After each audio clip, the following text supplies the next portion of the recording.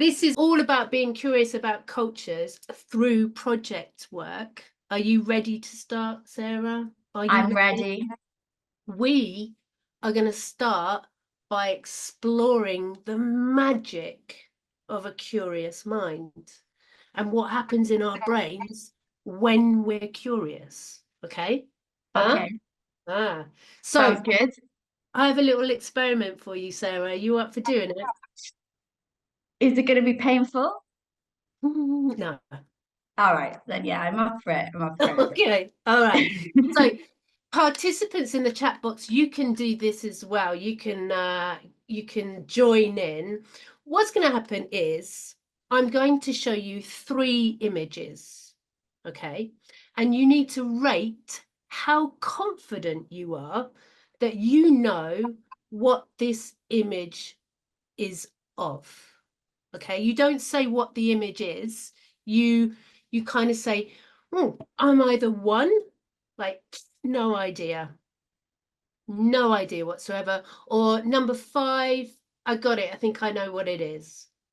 Okay, Uh-huh. so 3 images. Do you say what you see, or do you give me a number?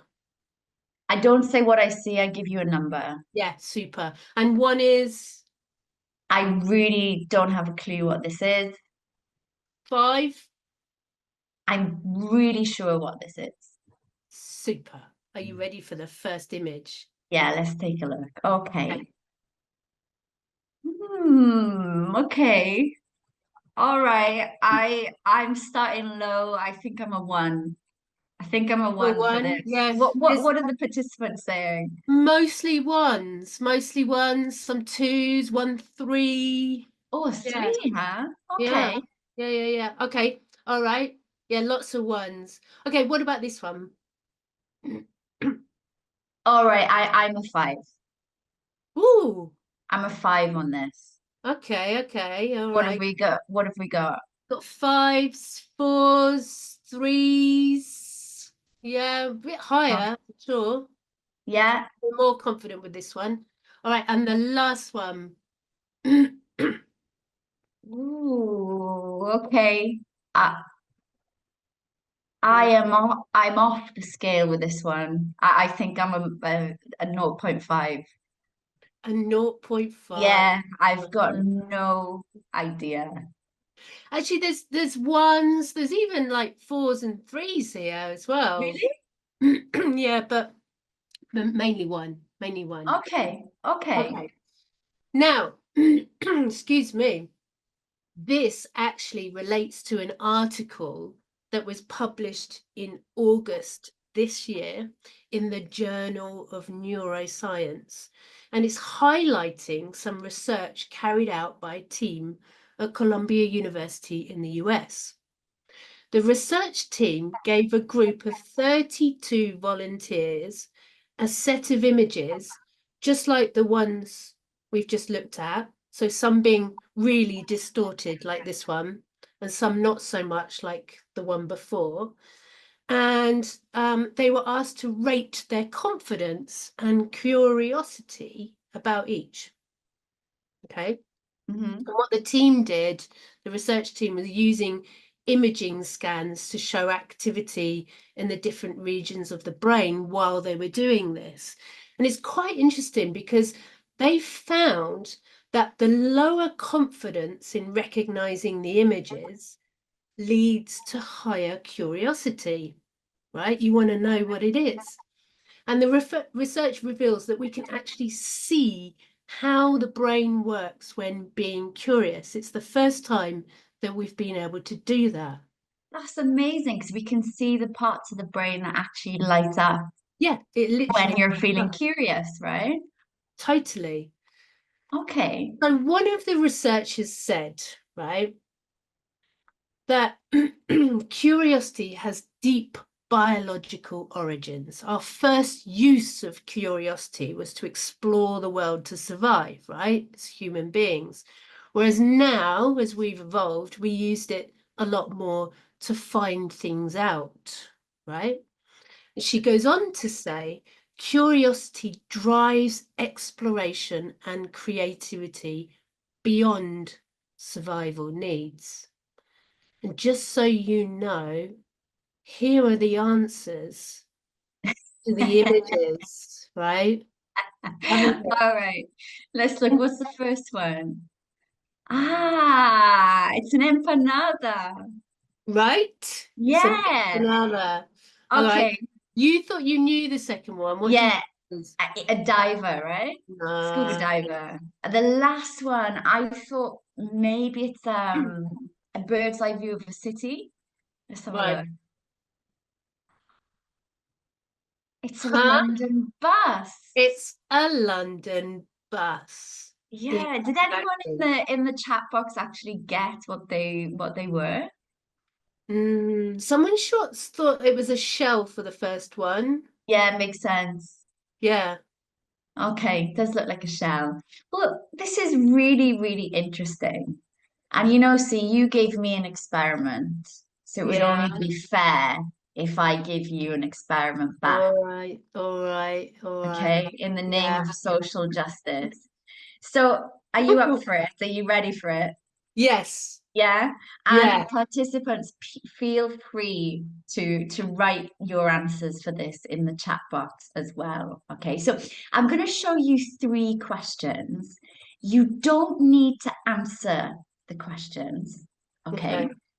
I just want you to say which question you're the most curious about in terms of the answer. Okay. Okay, which one do you find the most curious? One, two, or three? So just to check, do you Yeah. answer the questions? No. How many do you choose? One. And it's the one that you are, The one I want to know the answer the most to, I'm more yeah. curious about. All right, all right. So here are the questions. What does the term dinosaur actually mean? All right. Yeah. All right. Which Beatles single lasted the longest in the charts? Okay. And I think you like this. How do bees dance? Oh, now I'm quite interested in number one, I must admit.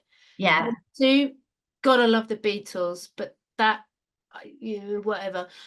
Three, you're right. That's the one that I'm more interested in. That's one I'm curious about. right? And there seems to Absolutely. be like a kind of funny theme that we've got on today Yeah. with Ross, right? Yeah, okay, Honey okay. bear and bees. Yeah, what are the participants saying? Lots of threes as well. Yeah, Right. few ones. Okay, okay. Mainly three.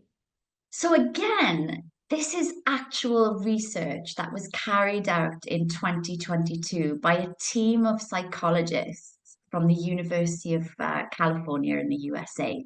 And they wanted to know why we retain some information and forget others. And they also had a team of volunteers who took part in a set of activities, like this one, for example, rating their curiosity about certain questions, just like we did here. Hmm. And from scanning images of their brains as they were doing this, they found out some really interesting things. Okay. Mm. They found out that the regions of the brain that lit up when curiosity was peaked were the parts of the brain that regulate pleasure and create memories. Okay. Makes sense. It does. And they also found out that dopamine is released. Now, this is great for me because I've got ADHD and a lack of dopamine. So I need all the dopamine I can get. There's this basic circuit in the brain that energizes people to go out and get things that are intrinsically rewarding. And this circuit lights up when we get money, when we get candy. It also lights up when we're curious. Okay. So this is the result of all of this research. But see, how does this relate to education? Yeah, good question. Well, what we've learned so far from this research then is that curiosity is part of being human. It's It's part of our evolution. And so children in our classrooms are naturally curious. It's not something we teach, it's not something to foster because they already have it. It's that we need to create these curious moments to generate the curious response. We've also learned that we're more curious when we're not certain. So we need to start thinking about limiting the right or wrong answers in classrooms, curriculums, assessments. Curiosity is an energy that makes us happy. So this is brilliant. Children are happier when they explore and construct something for themselves. And finally, curiosity helps us to retain information. It helps long-term memory. And so this is an ability to nurture in the classroom for lifelong learning, right? I love this idea, see, of creating moments that generate a curious response or Yeah, creating curious moments in the classroom, right? yeah. And we can make sure that this happens in our classrooms by doing the following. Looking for information on a topic or subject that excites our students, finding out how things work or trying out a new activity, a new hobby that they've never done before, or looking into things for a particular need, the best blah, blah, blah for blah, blah, blah. Finding out about people's experiences, stories, other perspectives, and exploring those. Finding a solution to a problem or a challenge. Whenever we give students a problem to solve or challenge to rise to, this really piques their curiosity as well. Using all the senses. See, you mentioned earlier, we're born with curiosity, Mm. and young children use all of their senses to explore new things, sight, taste, touch, and so on, experiencing a new culture, new food, a new way to do something. Right now, I really want an empanada, for example, or having a sense of choice and self-directed exploration as well. Yeah. So, see, just to make sure I've got this right, okay, Okay. let me check with you. Will these help our students be more curious? Okay, I want you to say yes or no. And of course, Okay. participants, feel free as well to put your answers in the chat. Yeah. Help me out. Foster intrinsic motivation, For sure. I mean, that's that self-directed stuff. Yeah, absolutely. increase engagement, Goes without saying. develop creative thinking skills. Yeah, we always talk about creativity and curiosity in the same breath, don't we? Yeah. Curiosity is part of being creative. Yeah. Exploring new ideas. Explore, curious. Yeah. Yeah. Okay.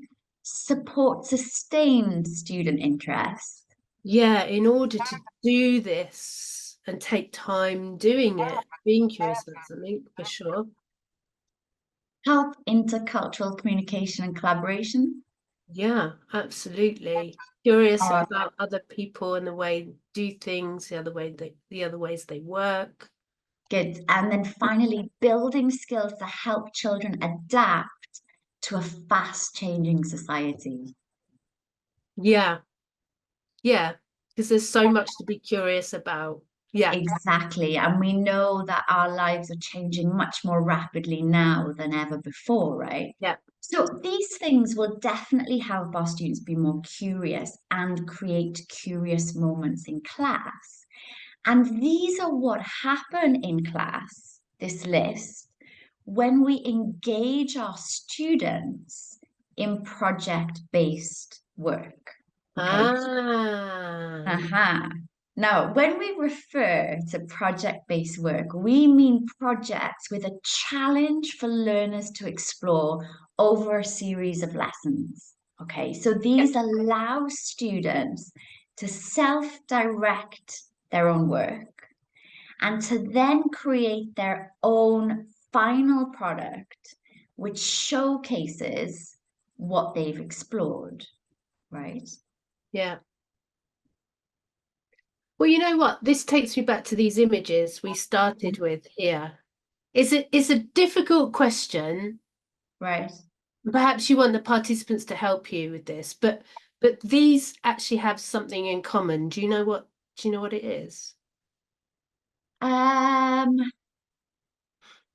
well, the first one's food. It's to do with food in a particular place. And then we've got a hobby which can be done in certain parts of the world. The London bus, so we've got cities and places, food activity. Food, activities, cities. So maybe it's culture. Excellent. It is. It's culture. It's culture. And Macmillan's Curious Kids coursebook series has these great sections or modules on culture. You can see at the top right-hand side there. And this one's the empanada, of course. This is a girl who talks about her Argentinian dad, I think, who prepares her empanadas. We've got the next one is about water sports in Australia, which is really nice. And then the final one is pretty cool. These are tours with a difference. So these are two texts about kind of unusual tours that you can do in London. There's the afternoon tea tour, sorry, and the underground tour as well. So Nice. yeah, they're cool, aren't they? The question is, Sarah, Yeah. how can we encourage students to get curious about culture through project work? Any ideas? All right. Well, I've got a project to show you. Okay. And it's connected to the empanada, because it's the one I really, really like. Okay. And the challenge for the student, the project is to create a pie that represents a country. Okay. Tricky. It is tricky. Now, the whole purpose of project work is to allow the learners to explore in small groups together with the teacher facilitating, right? Yeah. However, here are some possible steps that you can take in the classroom that will help scaffold the project and help your learners. And in the English classroom can also input some useful language as well. So do you want to see the steps that I take before my students do this project? Do I ever? You've got to say yes, right? I'm curious. Okay, you're curious. So first of all, what do we have here? Map of the world. All right, now I'm going to show you some pies. Okay, I hope you're not hungry. I am a bit actually. And you have to try and guess which part of the world they're typically from. Oh, okay. Okay, Yeah. are you ready? Yeah. And participants, you can help see with this as well. So here's the first one.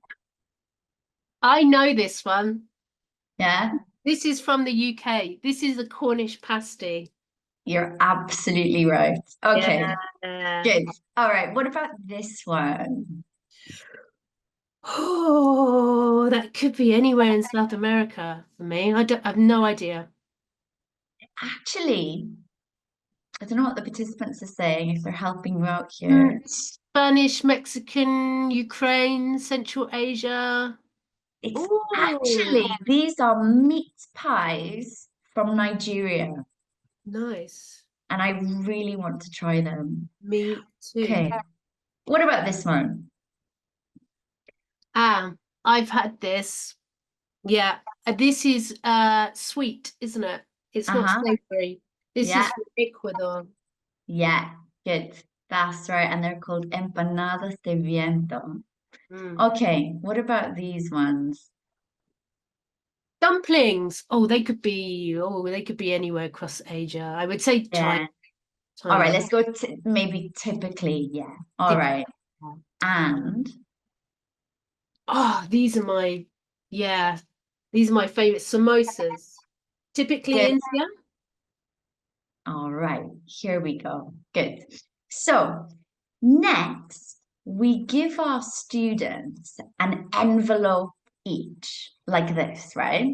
Now, Yeah, this envelope represents the pie. So the envelope is the pastry, and what we put in the envelope is the stuffing of the pie, right? yeah, And on each envelope, we assign the students a country, for example, Mexico. Now, yeah.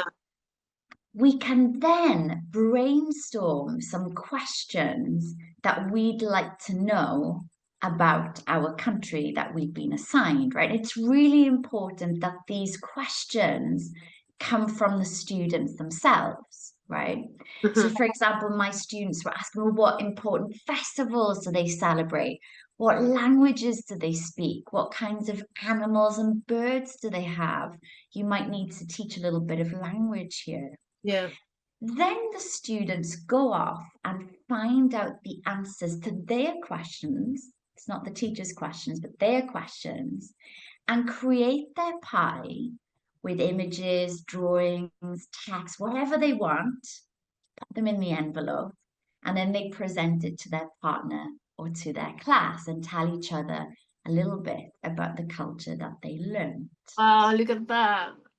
It's cute, right? Yeah, So, if we go back to our ways to create curious moments in class, how mm. did the project create curiosity? What do you think, Z? Well, it's definitely looking for information on a topic, that topic being the country Mm-hmm. or the pie of that country. All right. Good. Um, Within that research that kids do, it might also be finding out about people's experiences, the stories, Yeah, especially through those questions. I reckon, well, it's finding a solution to a challenge, which is the whole thing about project-based work, isn't it?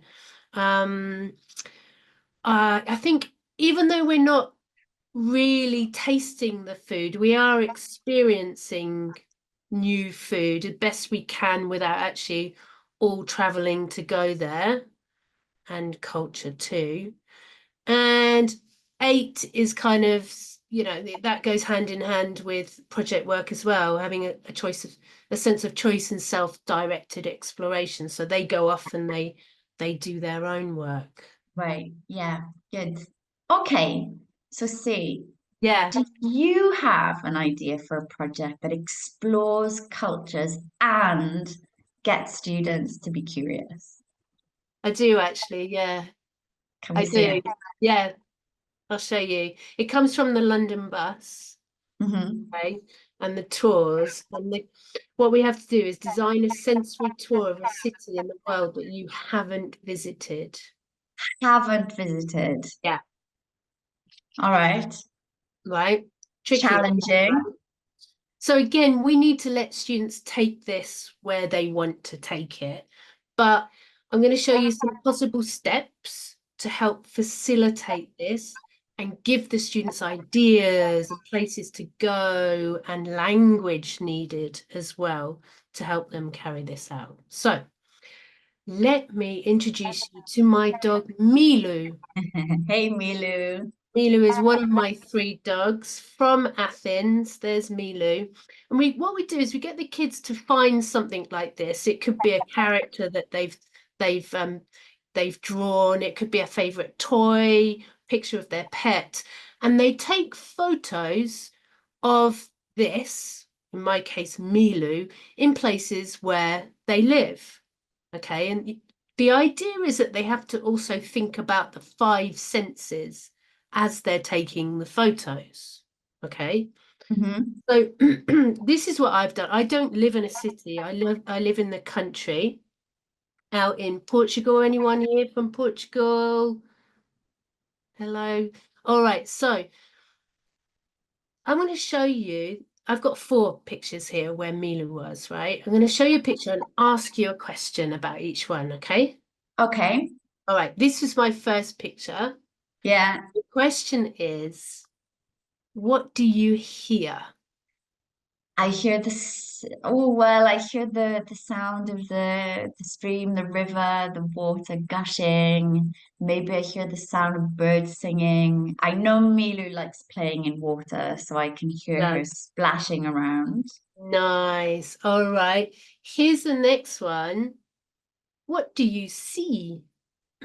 Oh, I can see little flowers. Some are yellow, some are purple. I think I can see some white ones. I can see the grass. I can see some soil. Super. Super. All right. Next one is, what do you smell and Ooh. hear? Ah, very nice. Well, okay. I can smell smoke Yeah. and I can hear the crackling of the fire as the bonfire as the wood burns. Yeah, that lovely sound. Yeah, absolutely. And the last one, what do you feel? Mm. Well, in myself, I feel very relaxed. I don't have any classes or homework to mark. I'm just taking a walk. It's a nice sunny day. Just hanging out on a tree. Yeah, hanging out on a tree. And I think what I physically feel, it could be the grass. I sit down for a break or I touch the tree. It looks quite warm, so maybe I feel the heat from the sun as well. Beautiful, beautiful. Okay. And the students can do this. Put them in pairs, they bring in their photos and they take turns to ask and answer these questions. Here's Nice. another idea. Okay. It's based on illustrations from a book called Lots, Lots, Lots by Mark Martin. And Yeah. he's an amazing illustrator and he does these illustrations of places around the world. Okay. Uh-huh. Sarah, what and participants as well, what place do you think this is? Well, I know this place. I've been there. I love this place. And the Ah, bubble tea as well. It's Hong Kong, right? it is. Awesome. Yeah, it is Hong Kong. I got another one. What about this one? Where's this? This is a Uh, city. well, I can see an onsen and a Shinkansen and some ramen. So I think this has got to be Tokyo. Yeah, and we got lots of Tokyos coming through the chat box as well. Super. All right, next one. Ah, look at the colors. I think this is my favorite. Hmm. Beautiful, isn't it? Yeah, it could be somewhere in it must be somewhere in India because you've got the It mm, is somewhere in India. Yeah, yeah. Mumbai or is it New Delhi? It's New Delhi. Yeah, well done. It's New Delhi. Wonderful. Super. Love it. Okay. All right. So what we can do is give students one of these illustrations. Hmm. Okay, so you've got New Delhi, I've got Tokyo, Yeah. and from looking, like really exploring the illustration, Yeah. we have to kind of sell our sensory tour, right? It's a bit like Okay. a competition, and you have to kind of finish this prompt. When you go on my tour, you'll see, hear, feel, etc. Okay. Okay. Okay. All right. So let's do this live, Sarah. Let's do this live. And the participants can choose whether they want to go on my tour or your tour. Let's do it. Oh, that's very competitive. All right. All right. Okay, I'm gonna try. I've got New Delhi, right? Yeah. Wonderful. Okay. So when you go on my tour, you'll see lots and lots and lots of different colors of the spices and the clothes and the buildings, but you'll also smell wonderful street food cooking and the sizzling of oils and the smell of chai, that wonderful masala chai.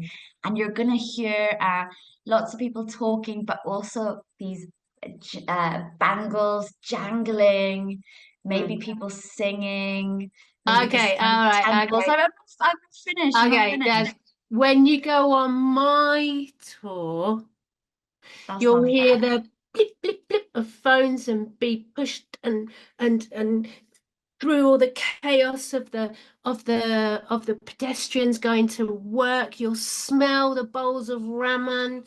In spring, you'll smell the beautiful blossom, spring blossom, cherry blossom.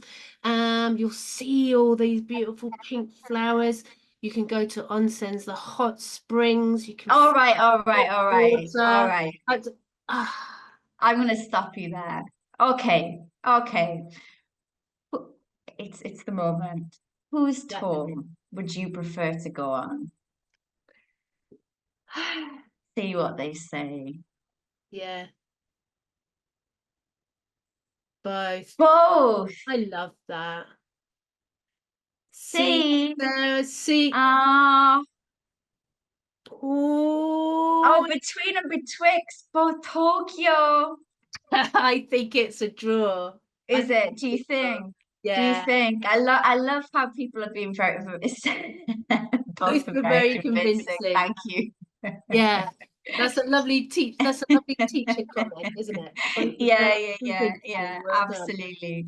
And of course, the students would have much more time to prepare this, and Yeah, there would be a lot of input of language as well. yeah. Okay, All right, all so right. again, if we go back to ways to create curious moments in class, Mm-hmm. um, by doing this project, the Yeah. sensory tour, what are the students doing here? Well, they were definitely finding out about people's experiences and stories because as they're looking at those images, they're seeing what the people in each place are doing, how they're interacting with each other. They might go off and research a little bit Yeah, more. They're always finding a solution to a challenge, right? I've got to sell a tour, but not based, it's not a usual tour, it's a sensory one. So that comes on to number six, yeah, using the senses to explore new things, not just from what we see. It's again experiencing a new culture and a new way to do something, right? A different true. kind of tour. Yeah, Like you said before, we're not explicitly experiencing the culture, but doing the best that we can within the classroom yeah, constraints.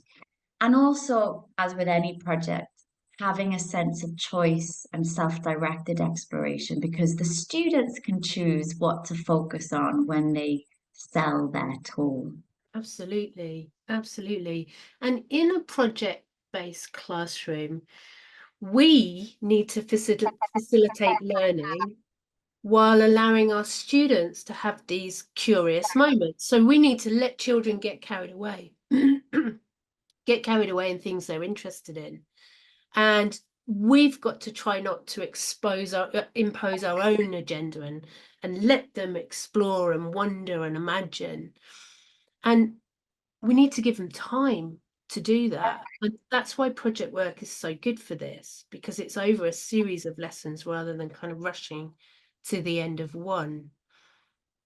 We need to be flexible, we need to offer choices, and we need to also let our students ask genuine questions, like not right, wrong answers all the time, but like wonder questions. And it's okay if we don't know the answer to them.